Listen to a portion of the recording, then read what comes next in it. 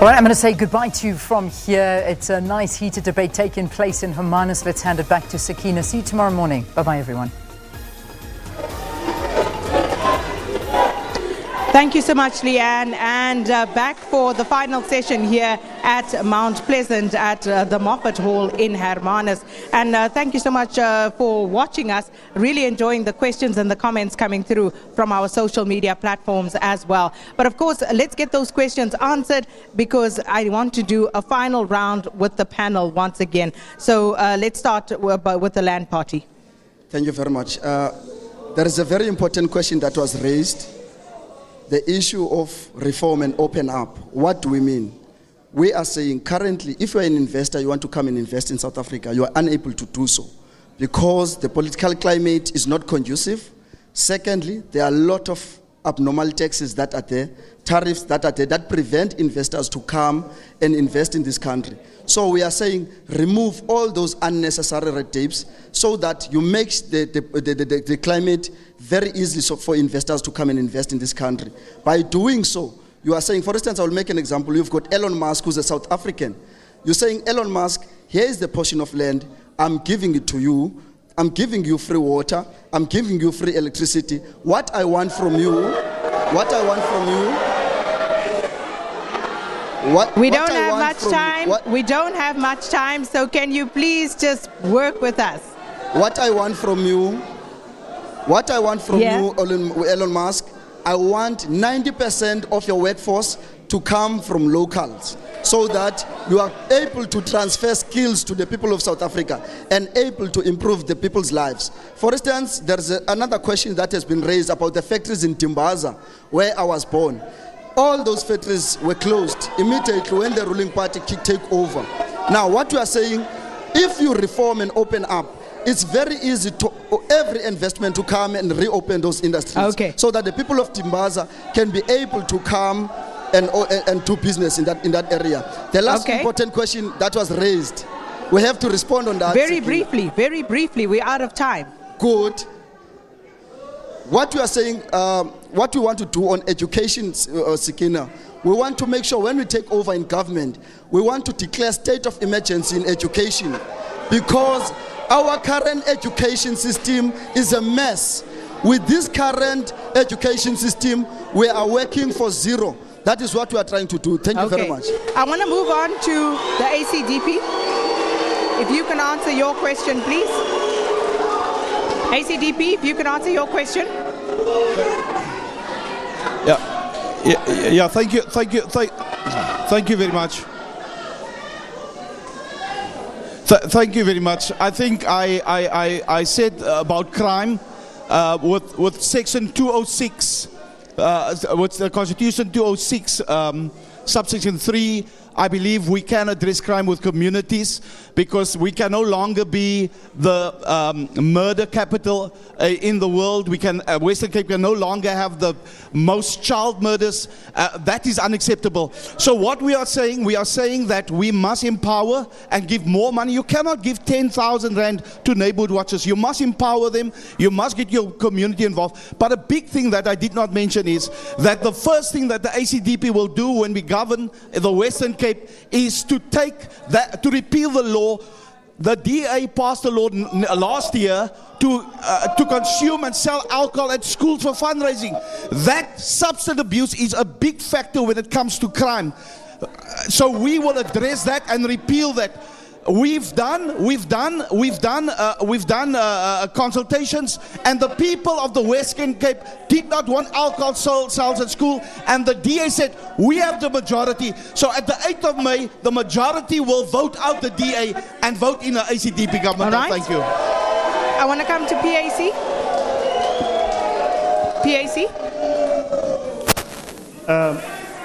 Thank you, Sakina. Please, if you can just speed it up because I still want to give each one of you an opportunity to close. Thank you, Sakina. Let me respond on the issue of corruption by saying the following. Can my colleagues confirm or deny the following facts? One, the Bowman's 2,000-page report, which led to the fall of Anti-Pet and the emergence of good. That's the first one. Secondly, Secondly, Sakina, the VBS 1,500-page report, they must still answer to that one. Thirdly, the Israel-linked desalination water issue that the DA is involved. They must answer to that one. Fourthly, Zondi Commission, Gupta, to mention but a few.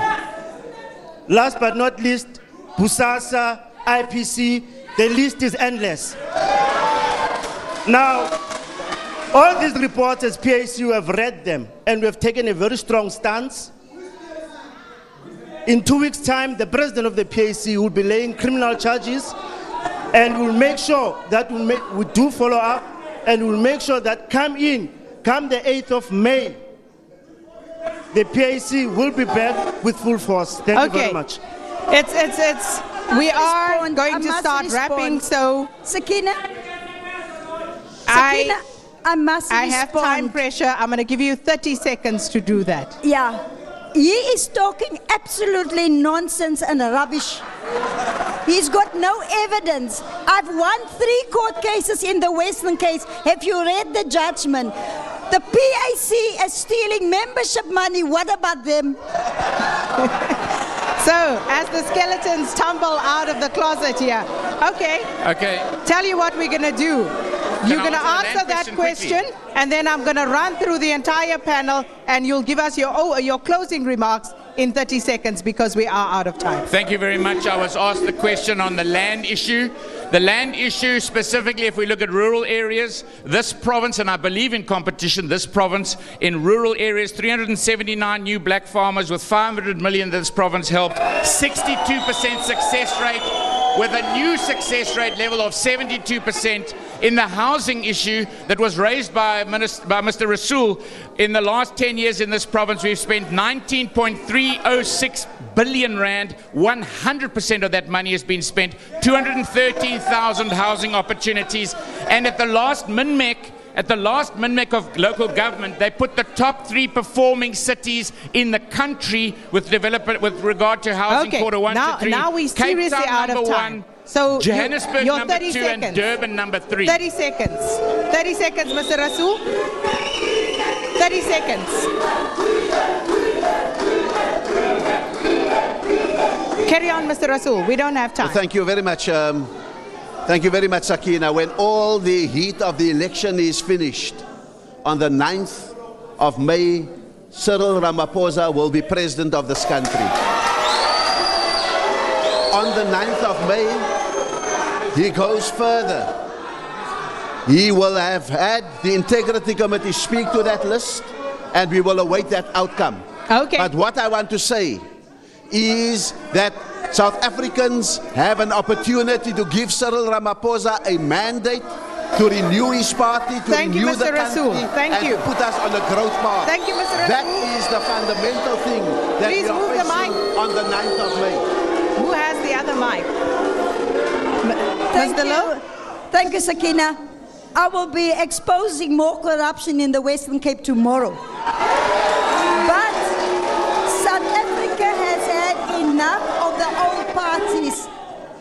It is time that they must leave the old parties because they failed our country. It serves the ANC very well to have the DA as the official opposition because they know the DA as a white party will never unseat them. Okay. So let's build a new opposition. Lend us your vote on Patricia the 8th of May. I'm loath to leave it there, but that is all we have time for this morning from Hermanus. But we will give the parties an opportunity to close for the audience. And of course, we are still in the Western Cape on Friday morning on Morning Live, and we will most probably be in Hout Bay, but stay tuned to SABC for those details. But thank you so much for joining in, and of course, we'll be back bright and early tomorrow morning.